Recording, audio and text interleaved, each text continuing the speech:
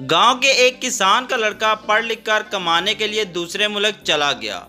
कुछ अरसे बाद इसने अपने बाप को टेलीग्राम दिया कि मेरी फैमिली को यहाँ भेज दें। गांव में फैमिली का मतलब कोई नहीं समझता था।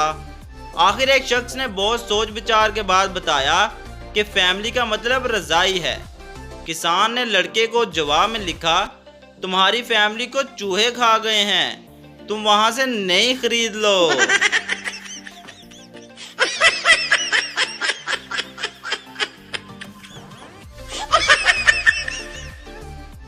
एक जिम में टेलीफोन की घंटी बजी। एक बॉडी बिल्डर ने रिसीवर उठाया। दूसरी तरफ से आवाज आई, क्या आपके पास 40 किलोग्राम का वेट है? बॉडी बिल्डर ने हाँ में जवाब दिया। दूसरी तरफ से आवाज आई, तो उठा लीजिए। बिल्डर को बहुत गुस्सा आया और इसने एक्सचेंज से इस फोन के मुतालिक पूछा। ऑपरेटर ने वजह पूछी तो बिल्डर ने वाकया बयान किया। ऑपरेटर बोला, कितनी देर हो गई है? बिल्डर बोला, 5 मिनट। ऑपरेटर मुस्कुराया और कहा, आप थक गए होंगे, लिहाजा अब वेट रख दें।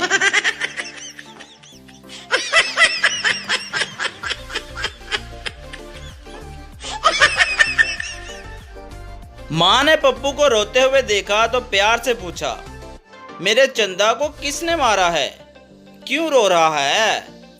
पप्पू, माँ, मास्टर जी ने क्लास से निकाल दिया।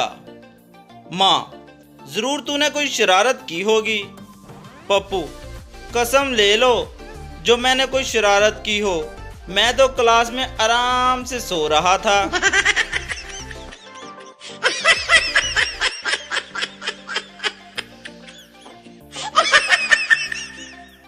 एक शेख का अपनी काम वाली के साथ चक्कर था। शेख ने इसे रात को मिलने का कहा। जब वो रात को मिल रहे थे तो शेख की बीवी आ गई। बीवी, ये क्या हो रहा है?